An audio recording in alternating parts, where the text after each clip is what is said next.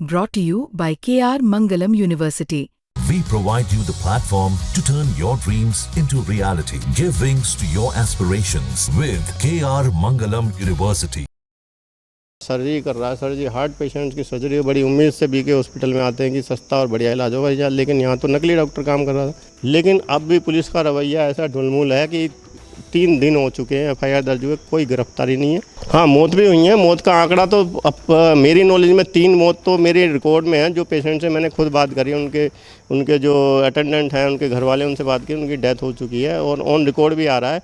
फरीदाबाद के सिविल अस्पताल में चल रहे हार्ट सेंटर में जो फर्जीवाड़ा हुआ उसे उजागर करने का जो श्रेय जाता है वो है एडवोकेट संजय गुप्ता को। और संजय गुप्ता इस समय हमारे साथ मौजूद हैं। समझते हैं उनसे कि उन्होंने किस तरह से इस पूरे काम को अंजाम दिया। जी एडवोकेट साहब, किस तरह से आपके संज्ञान में पूरा मामला है और फिर आपने कैसे आगे पूरा किया?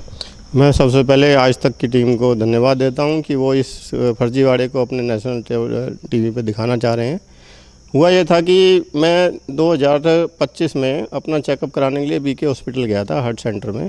तो वहाँ मुझे इस डॉक्टर पंकज मोहन शर्मा, इससे मुलाकात करने का टाइम मिला और मुझे को देखने से और इसकी बातों से, इसकी एक्टिविटी से लगा कि ये कार्डियोलॉजिस्ट नहीं हो सकता। और कुछ पेशेंट से भी मैंने बात करी, वो भी कह रहे हैं कि यहाँ हमें कोई रिलीफ नहीं मिल रहा, डॉक्टर साहब कोई ढंग से इलाज भी नहीं कर रहे। तो मैंने इसकी छानबीन गहराई में जाना स्टार्ट किया तो मुझे पता चला कि ये जो डॉक्टर है ये किसी असली डॉक्टर पंकज मोहन जो MD मेडिसिन है, वो कार्डियोलॉजिस्ट भी नहीं है, उनकी रजिस्ट्रेशन पर खुद प्रैक्टिस कर रहा है बीके हॉस्पिटल में बतौर कार्डियोलॉजिस्ट।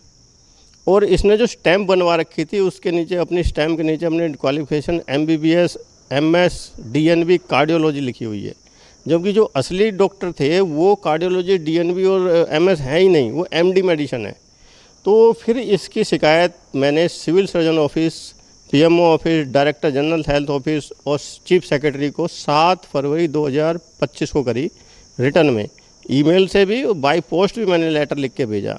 लेकिन मेरी शिकायत को इन्होंने सिविल सर्जन स्तर पर या आगे भी हेल्थ डिपार्टमेंट ने इग्नोर कर दिया गया, कोई कार्रवाई नहीं करी गई। वो पता नहीं है मेरी शिकायत को कहाँ इन्होंने किस तरह से डिस्पोज किया, ना मुझे कभी इंक्वायरी के लिए बुलाया, ना इनके खिलाफ कोई एक्शन लिया।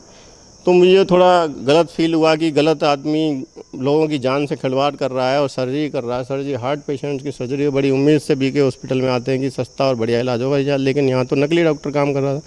मुझसे ये बर्दाश्त नहीं हुआ। मैंने रिटर्न में इसकी कंप्लेंट 11/4/2025 को SGM नगर थाने में दी। SHO SGM नगर ने मेरी कंप्लेंट को इंक्वायरी के लिए भेज दिया पुलिस पोस्ट NH3 में। वहाँ पर चौकी इंचार्ज ने मेरी कंप्लेंट लेने के बाद 16/4 की कंप्लेंट में गई हुई है, उसके बाद मेरी कंप्लेंट पर कोई कार्रवाई नहीं करी।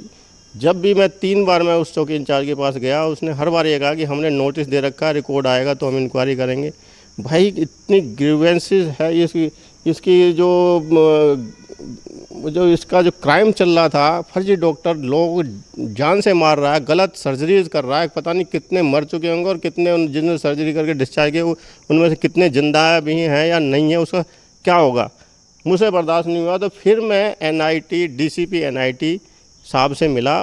मैंने अपने सारे सबूत दिए। चौकी इंचार्ज ने तो मेरे दिए हुए सबूत लेने से ही मना कर दिया। इसकी फर्जी जो डिग्री मैंने अपने लेवल पे इकट्ठी की वो लेने से ही मना कर दिया। उसे लग रहा था कि ये इसको बचाना चाह रहे हैं, कुछ इनका हुआ होगा आपस में, मैं नहीं कहता क्या लेन देन था कि इसको बचाना चाह रहे हैं। लेकिन DCP NIT ने इतना सख्त लहजे में इनको डांट लगाई, फटकार लगाई, मेरे सारे सबूत इनको लेने के लिए कहा और 24 घंटे में रिपोर्ट मांगी कि 24 घंटे में जो इन्वेस्टिगेशन करो, जो संजय गुप्ता ने रिपोर्ट दी है, ये जो इसके डॉक्यूमेंट दिए हैं वेरीफाई करके बताओ सही है गलत। उनके डायरेक्शन पे इमीडिएटली 1 दिन में वेरीफाई हो गए और इसके डॉक्यूमेंट फेक साबित हुए। उसके बाद जाकर मुकदमा दर्ज हुआ। लेकिन अब भी पुलिस का रवैया ऐसा ढुलमुल है कि 3 दिन हो चुके हैं, FIR दर्ज हुए, कोई गिरफ्तारी नहीं है। और यहाँ तक कि चौकी इंचार्ज की लापरवाही यहाँ तक हुई है कि इनको पूरा मौका दिया गया। 4000 पेशेंट उसने ट्रीट करे हैं, सारा रिकॉर्ड गायब करने का इन्हें पूरा मौका मिल गया। आज की डेट में अगर ये रिकॉर्ड देखना चाहें मेडिटेना हॉस्पिटल से जो पंकज मोहन ने ट्रीटमेंट दिया, इन्हें कोई रिकॉर्ड अवेलेबल ही नहीं होगा। आपने बड़ा एक नंबर बताया, 4000 लोगों का इलाज किया है इसने, ऑब्वियसली ऑपरेशंस भी किए और कुछ मौत भी हुई हैं। हाँ, मौत भी हुई है। मौत का आंकड़ा तो अब मेरी नॉलेज में 3 मौत तो मेरे रिकॉर्ड में है। जो पेशेंट से मैंने खुद बात करी, उनके जो अटेंडेंट हैं, उनके घर वाले, उनसे बात की, उनकी डेथ हो चुकी है और ऑन रिकॉर्ड भी आ रहा है। लेकिन जब पेशेंट का जो इसने सर्जरी करी है वो पूरा रिकॉर्ड बरामद करेगी पुलिस, तब ये मौत का आंकड़ा हो सकता है बहुत ज़्यादा लेवल पे वो हाई हो जाए। अच्छा, एक बात और कि ऑब्वियसली जब कोई डॉक्टर अपॉइंट होता है, सिविल अस्पताल में काम कर रहा है, तो उसकी जांच होनी चाहिए। उस कंपनी के द्वारा भी पहले जांच होनी चाहिए जो कि उसको हायर कर रही है। कौन सी कंपनी है ये, कहाँ कहाँ इनके सेंटर्स चल रहे हैं, कुछ बता पाएंगे? मैं ये बताऊं कि कोई भी डॉक्टर मैटरना हॉस्पिटल में, जहां मैटरना हॉस्पिटल ने गवर्नमेंट के साथ MOU साइन किया हुआ है कि इसको PPP मॉडल पे लाने के लिए, एक गवर्नमेंट ऑफ हरियाणा और प्राइवेट कंपनी के बीच में एक MOU साइन होता है। उस MOU के अंदर इस सेंटर पे कोई भी एक्टिविटी हो रही है, कोई डॉक्टर अपॉइंट हो रहा है या फिर कोई सर्जरी हो रही है, कोई पेमेंट हो रहा है, या आयुष्मान भारत पे BPL कार्ड पे कोई भी सर्जरी हो रही है, तो उसकी पूरी देखभाल करने का जिम्मेवार प्रिंसिपल मेडिकल ऑफिसर और चीफ मेडिकल ऑफिसर की है।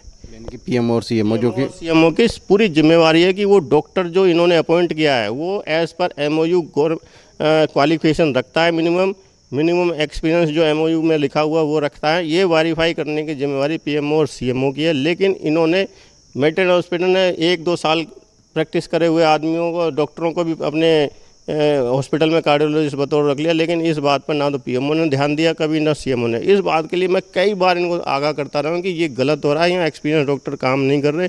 यहाँ तक कि आपकी इनकी लापरवाही बताऊँ, MOU के अकॉर्डिंग किसी भी पेशेंट पर रीयूज सामान यूज नहीं किया जा सकता है। कैथेटर, वायर्स वगैरह जो होते हैं रीयूज नहीं कर सकते।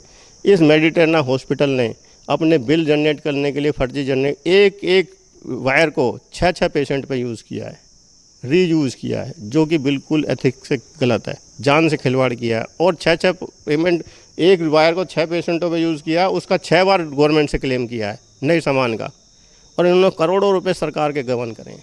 इस बारे में एक एंटी करप्शन ब्यूरो में 20 नंबर FIR 2024 में एंटी करप्शन थाने ने दर्ज करी है। हुआ ये कि जब एंटी करप्शन ब्यूरो ने इसके खिलाफ कंप्लेंट FIR दर्ज करी, उसके बाद इन्होंने सारा रिकॉर्ड, पूरा रिकॉर्ड गायब कर दिया। आज तक एंटी करप्शन ब्यूरो को कोई रिकॉर्ड बरामद नहीं। वही हालत इस पंकज मोहन ने जितने ट्रीटमेंट किए हैं, सारा रिकॉर्ड गायब हो चुका है और उसका मिलना बिल्कुल असंभव सा लग रहा है। और ये कितनी जगह पे इनके सेंटर चल रहे हैं और क्या वहाँ भी ऐसी संभावना है?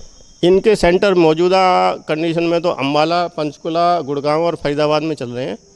पंचकुला में, अम्बाला में भी डॉक्टर राघव हुआ करते थे, उन्होंने इन पे बड़े सीरियस एलिगेशन लगाए जो इनके सेंटर हेड थे। वहाँ भी इनसे ज़बरदस्ती पुराना सामान यूज़ करने के लिए प्रेशराइज करते थे और फर्जी बिल जनरेट करने के लिए। सेंटर भी बंद हुआ है? वो सेंटर अभी तक चालू है। उसमें CMO ऑफिस की तरफ से कई बार इनको शो कॉज नोटिस भी दिए जा चुके हैं, पर इनकी पहुँच इतनी ज़्यादा है हायर अथॉरिटी तक कि कोई आज तक इनके खिलाफ कितनी भी गलतियाँ कर ले, कोई एक्शन ही नहीं होता। तो अब क्या स्थिति है? पंकज मोहन कहाँ पर हैं, अगर आपको कोई जानकारी? देखो, अब हालात ये है कि पंकज मोहन का स्विच ऑफ जा रहा है मोबाइल। इसके जो बाकी जो नामजद आरोपी हैं इस FIR के अंदर, वो सारे ही फरार हैं और कब गिरफ्तारी होगी ये भगवान जाने। अच्छा, एक चीज़ और आप बता रहे थे कि ये फिल्म प्रोड्यूसर है? हाँ, इसके जो नकली पंकज मोहन है, इसने अपनी एक प्रोडक्शन हाउस खोल रखा बॉम्बे में। बड़ी गजब की बात है, मुस्कान मूवीज़ के नाम से इसने अपना प्रोडक्शन हाउस खोल रखा है और ये बॉम्बे में मूवीज़ बनाता है। और इसने अपनी फेसबुक ID पे अपना नाम क्षितिज मोहन रखा हुआ। वहाँ पंकज मोहन शर्मा भी नहीं हुआ, क्षितिज मोहन के नाम से ID बना रखी है। असली नाम क्या है? असली नाम मुझे लग रहा है ना तो ये पंकज मोहन है, ना पंकज मोहन शर्मा है, ना क्षितिज मोहन है। ये कुछ और निकलेगा। ये तो जब अरेस्ट हो जाएगा उसके बाद राज खुलेंगे।